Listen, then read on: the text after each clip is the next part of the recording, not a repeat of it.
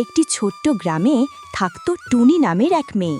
মায়ের মৃত্যুর পর তার বাবা বিয়ে করেন শালিনীকে, কিন্তু বাবা মারা যেতেই টুনির জীবনে নেমে আসে দুর্দশা আর অবহেলা।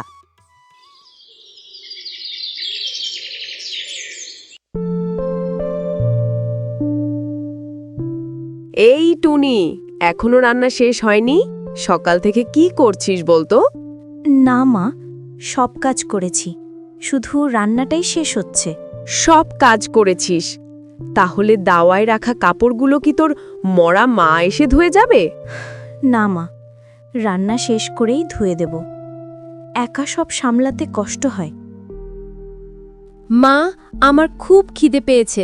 টুনি, তুই কি ইচ্ছে করে দেরি করছিস নাকি? ও মা, তুই ঘরে যা। রান্নাঘরে এলি কেন? তোর মুখ ধোয়া কালো করে দেবে না আবার। রান্না হয়ে গেছে মা, এখনই দিচ্ছি।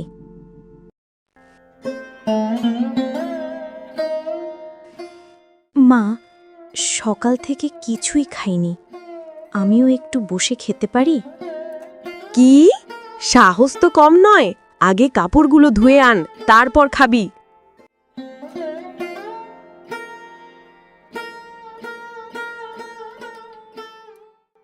ক্ষুধা আর ক্লান্তি নিয়ে টুনি কাপড় ধোয়ার কাজে ব্যস্ত। গ্রামের দুই মহিলা, টুনির খালা ও তার সঙ্গী, ওর কষ্ট দেখে মন খারাপ করে ফেলেন।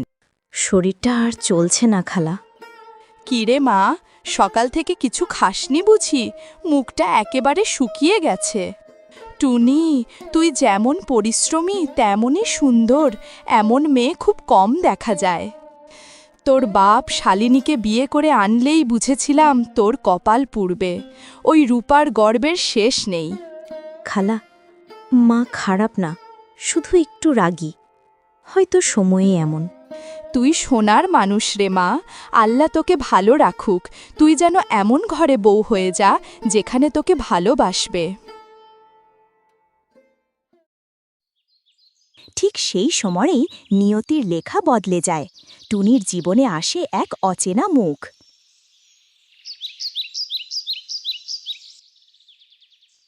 ইহ যা, ধুয়ে আনা কাপড়গুলো আবার নোংরা হয়ে গেল। আরে, আপনি ঠিক আছেন তো? দুঃখিত, আমার জন্য কাপড়গুলো পড়ে গেল। আপনি চিন্তা করবেন না, আমি সাহায্য করছি। না না, দরকার নেই, আপনি ভালো মানুষ মনে হয়।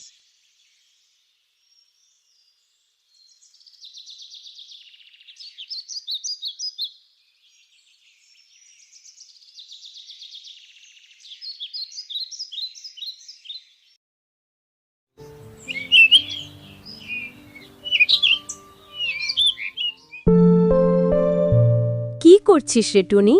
আজ আমার চেহারা কেমন সুন্দর লাগছে, তোরে তো সুন্দর লাগে না। আমি তো সারা দিন কাজ করি, সুন্দর দেখানোর সময় কই?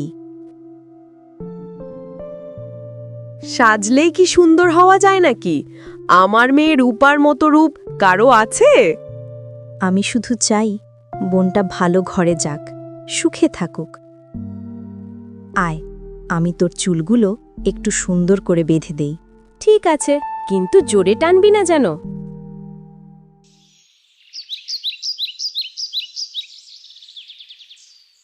মা গো, চুল টানছে, আমার চুল ছেড়ে ফেলছে। এই পোড়ামুখী, তুই আমার মেয়েকে মারবি? দাঁড়া, আজ তোকে দেখাই। না মা, ইচ্ছে করে করিনি।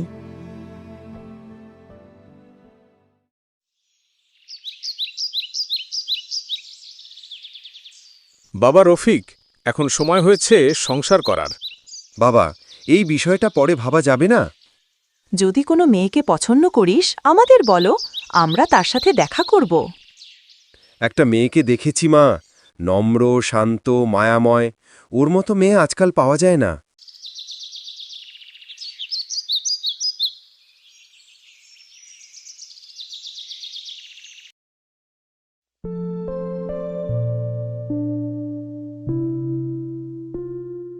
শালিনী ভাবি, ঘরে আছো নাকি গো?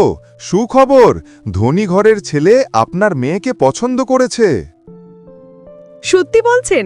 আমি জানতাম আমার মেয়ের জন্য এমনই ঘর আসবে। আলহামদুলিল্লাহ, বোনের জন্য খুশি লাগছে। চুপ, তুই এখন থেকে আমার মেয়ের কাছেও যাবি না। তোর নজর লাগলে যদি কিছু হয়।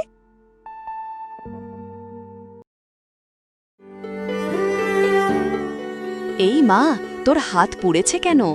রান্না করার সময় মা রাগ করে কাঠ ছুঁড়ে মেরেছিল, ইচ্ছে করে না। না রে, এটা আর চলবে না। চল আমরা ওনাকে দেখি। শালিনীর নির্যাতন সীমা ছাড়িয়ে যায়। গ্রামের খালারা আর চুপ থাকতে পারেন না।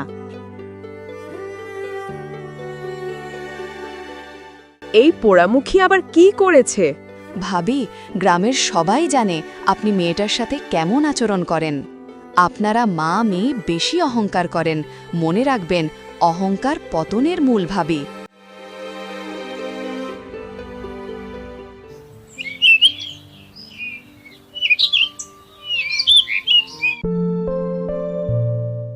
এই হলো আমার মেয়ে রূপা। না, আমি যাকে পছন্দ করেছি এ সে নয়। কি বলছো বাবা? এই আমার একমাত্র মেয়ে। না, আমি যাকে পছন্দ করেছি সে নূরের মতো উজ্জ্বল। অন্তরে যেমন সুন্দর তেমনি মুখেও। এই তো, এই মেয়েই সেই মেয়ে। তুই এখানে কি করছিস পোড়ামুখী? তোকে তো নিষেধ করেছিলাম। আমি জানতাম উনি আপনার মেয়ে। আমি ওনাকেই ভালোবেসেছি। এই মেয়ে আমাদের ঘরের বউ হবে। এমন মায়ের মেয়ে নয় যে মানুষকে তুচ্ছ করে দেখে। টুনি, আমি তোমাকে ভালোবাসি। তুমি কি আমায় বিয়ে করবে? হ্যাঁ। না, তবে কি আমার মেয়ের বিয়ে হবে না? লোভ আর অহংকার মানুষকে ধ্বংস করে শালিনী। এভাবেই টুনি পেল তার প্রাপ্য সম্মান, ভালোবাসা আর সুখের সংসার। আর শালিনী ও রূপা পেল অহংকারের ফল।